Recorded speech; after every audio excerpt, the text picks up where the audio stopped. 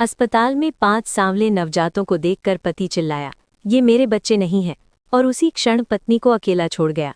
30 साल बाद वो उसी दरवाजे पर लौटा, लेकिन सच ने उसकी पूरी दुनिया जला दी। पहली चीख बच्चे की नहीं, उसके पति की थी। इंदौर के पुराने सरकारी अस्पताल के प्रसूति कक्ष में मीरा ठाकुर ने 18 घंटे की असहनीय पीड़ा के बाद 5 बच्चों को जन्म दिया था।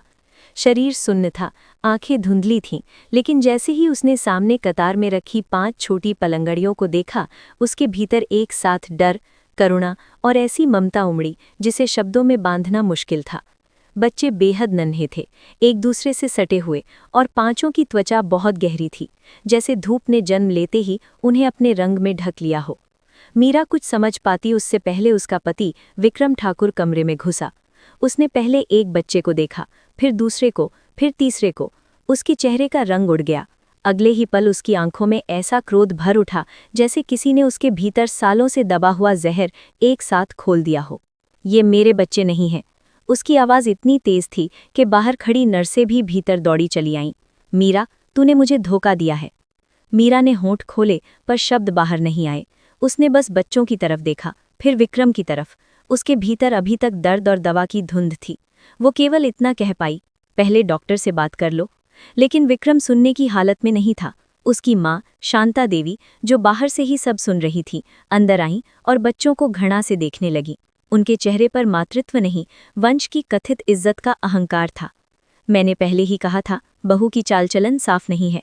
ठाकुर खानदान पर कालिक पोत दी इसने। एक नर्स ने बीच में कहा, अभी जन्म के बाद बच्चों को नर्सरी से लाया गया है। टैग और कागज पूरे मिलान के बाद ही। मुझे कोई कागज नहीं देखना, विक्रम गर्जा। उसने मीरा की तरफ उंगली उठाई। मैं इस शर्म को नहीं पालूंगा। उसने बच्चों को छुआ तक नहीं, मीरा की ओर आखिरी बार भी नहीं देखा, बस मुड़ा और चला गया। शांता देवी भी जाते जाते थूक के समान शब्द फेंक गईं। अब जिनके हैं उन्हीं से पालना। दरवाज़ा बंद हुआ तो आवाज़ बहुत छोटी थी, पर मीरा को लगा जैसे पूरी दुनिया उसके सामने से बंद हो गई हो। अगले 3 दिन अस्पताल के गलियारों में फुसफुसाहटें रेंगती रहीं। कोई कहता, चेहरे देखो, मामला साफ है। कोई कहता, सरकारी अस्पताल है, कहीं बदला बदली ना हुई हो। एक बुजुर्ग नर्स ने मीरा को पानी देते समय बस इतना कहा, बेटी, हर सच तुरंत साबित नहीं होता। विक्रम वापस नहीं आया, न कोई फोन, न कोई संदेश। मीरा ने अकेले जन्म प्रमाण पत्रों पर हस्ताक्षर किए।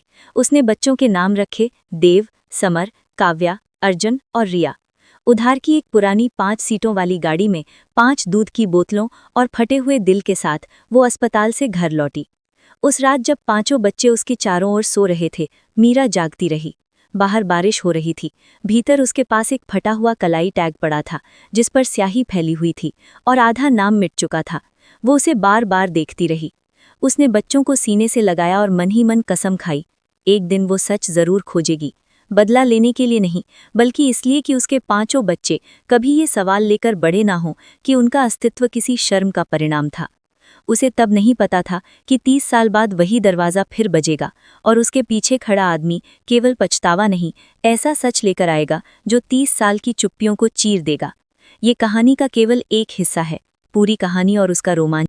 हेलो गाइस, प्लीज़ मेरी वीडियोस को ज़्यादा से ज़्यादा लाइक कीजिए, सब्सक्राइब कीजिए। प्लीज़ गाइस शेयर कीजिए, मुझे सपोर्ट कीजिए।